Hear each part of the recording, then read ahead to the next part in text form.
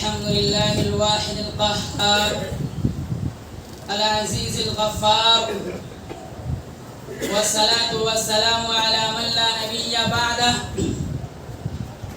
ونشهد أن لا إله إلا الله وحده لا شريك له، ونشهد أن سيدنا ومولانا محمدا عبده ورسوله صلى الله عليه وعلى آله وصحبه وبارك وسلم تسليما كثيرا كثيرا.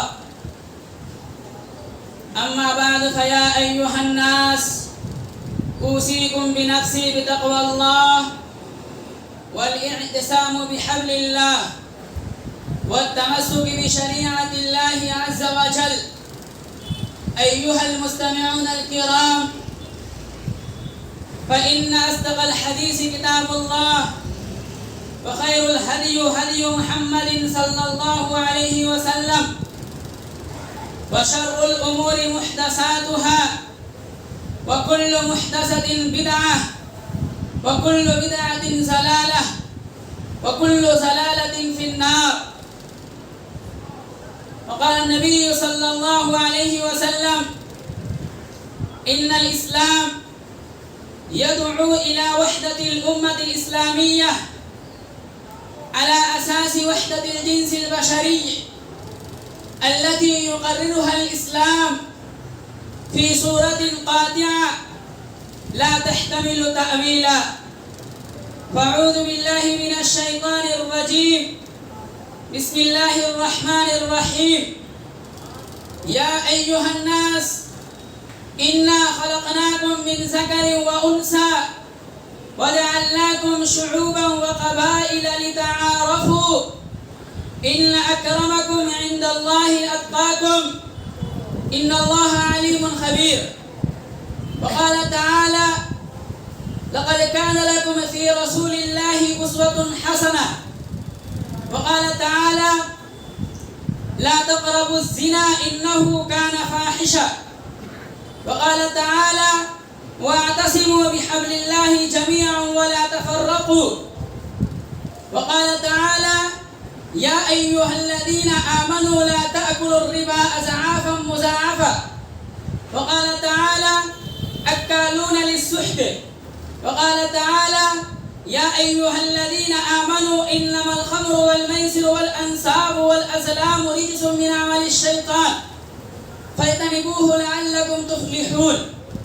وقال تعالى: وقرن في بيوتكن ولا تبرجن تبرج الجاهلية الأولى. وقال تعالى: وأنتم الأعلون إن كنتم مؤمنين. وقال النبي صلى الله عليه وسلم: من تشبه بقوم فهو منهم، أو كما قال عليه الصلاة والسلام. मेरे मुहतरम बुजुर्गों, दीनी और ईमानी अजीज रुफका, ईद उल अज़हा जैसा कि आप हजरात को बखूबी मालूम है कि ईद उल अज़हा के गुजरे हुए 3 दिन हो रहे हैं, लेकिन ये ईद उल अज़हा हमारे बीच और आपके बीच क्या पैगाम देकर गया है?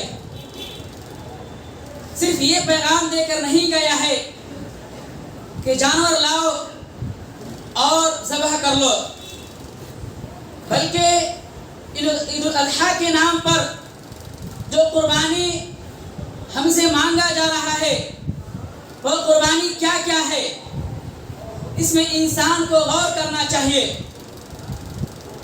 मोहतरम सामिईन, मौजूदा ज़माना, मौजूदा हालात, मौजूदा वक्त जिस कदर ख़तरनाक, जहरीला, शरअंगेज़ और फितनाखेज़ है, इससे हर साहिबे दर्द दिल इंसान बेचैन है, हर मोमिन परेशान हाल है, हर कलिमा वो इंसान बिल्कुल परेशानियों में चूर चूर है। लेकिन इन तमाम चीज़ों के बावजूद लोगों की गफलत, लोगों की लापरवाही, लोगों की बेतवज्जुही, लोगों के बेहिसी, ان فتنوں کو پنپنے اور پھلنے پھولنے کا خوب موقع دے رہی ہے۔ یہ فتنے جو مغرب کے لائے ہوئے ہیں، یہ فتنے جو یہودی صہیونی اور عیسائیوں لوگوں کی بنائے ہوئے ہیں، یہ فتنے جو انسانیت دشمن عناصر کے تیار کردہ ہیں، یہ فتنے جو انسانیت سوز، حیا سوز، اخلاق سوز ہیں۔ افسوس سب افسوس کہ انہی فتنوں کا نام تہذیب و تمدن رکھ دیا گیا ہے، اور ان سے بچنے بھاگنے والوں کو قدامت پرست، رجعت پسند، یعنی ان کو پاگل اور بیوقوف کے نام دے دیا گیا ہے۔ لیکن پھر بھی ہم ہوش کے ناخن لینے کو تیار نہیں ہیں۔ آئیے ہم ہندوستانی مسلمان بھی، ہم بھارتی مسلمان بھی مغرب زدہ ہوتے چلے جا رہے ہیں، مغرب کے بنائے ہوئے چیزوں میں لت پت ہو گئے ہیں، مغرب کے چیزوں میں ملوث ہو کر رہ گئے ہیں۔ مغرب کے ہر چیز آنے کا، غیروں کی دیکھا دیکھی ہم بھی پرجوش خیر مقدم کرتے ہیں، اس کا استقبال کرتے ہیں، اس کا ویلکم کرتے ہیں، اس کا اثر آنکھوں پر بٹھاتے ہیں اور اس کو دل کی گہرائیوں میں بسا لیتے ہیں۔ تو آئیے میں آپ کو اس کی چند مثالیں دیتا چلوں کہ ہماری تہذیب و تمدن نے پیار و محبت کی تعلیم دی، تو ان مغربی ذہنیت کے لوگوں نے نفرت کے ماحول کو جنم دیا۔ ہماری تہذیب و تمدن نے امن کے پیغام دیا، لیکن ان مغربی ذہنیت کے لوگوں نے لوگوں کو دشمنی میں مبتلا کر کے رکھ دیا۔ ہماری تہذیب و تمدن نے جرائم کے ارتکاب سے بچاتے ہوئے فرمایا لا تقربوا الزنا انہ کان فاحشہ، کہ زنا کے قریب بھی مت جاؤ۔ لیکن آج کیا ہو گیا ہے، ہمیشہ لوگوں کے ذہنوں میں، ہمارے نوجوانوں کے ذہنوں میں ہمیشہ زنا ہی سمجھ میں آتا ہے، حالانکہ یہ بتایا جا رہا ہے اس قرآن کی آیت میں، اس کے سلسلے میں غور بھی نہ کرو، سوچا بھی نہ کرو، فکر بھی نہ کرو، لیکن ہو کیا گیا ہے، ہمیشہ ان چیزوں کو ہی سوچتے ہیں۔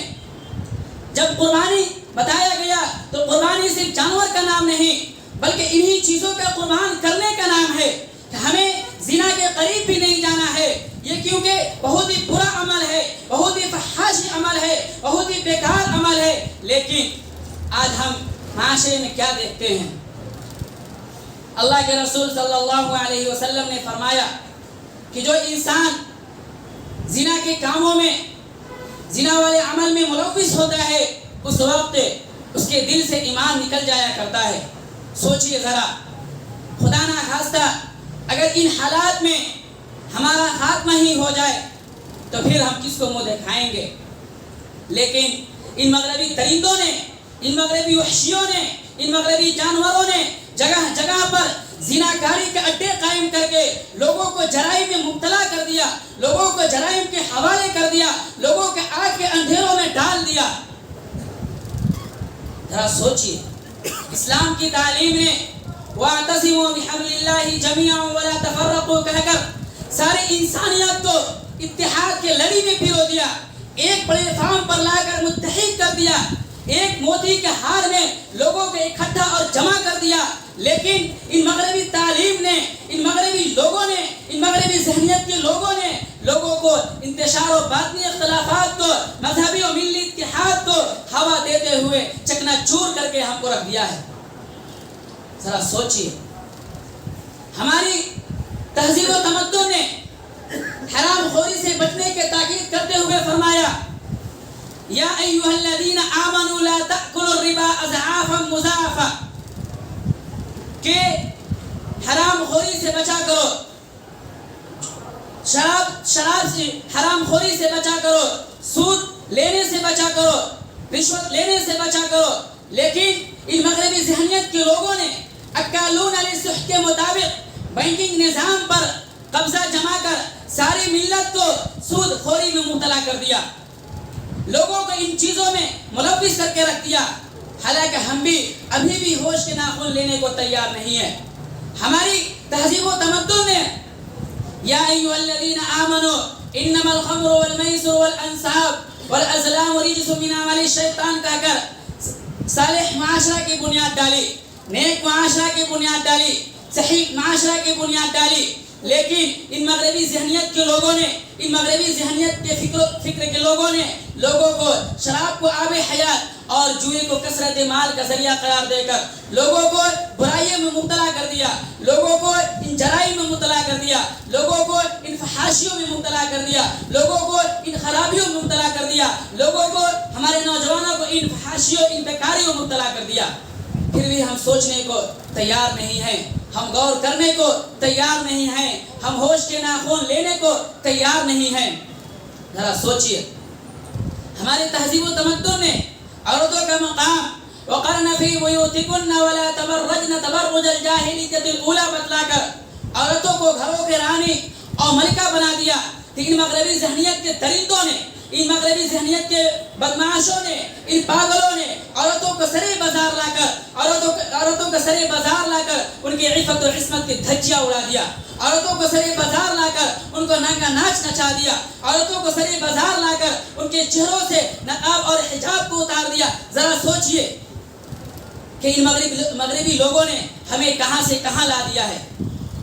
پھر بھی ہم ہوش کے ناخن لینے کو تیار نہیں ہیں. اے اللہ کو ایک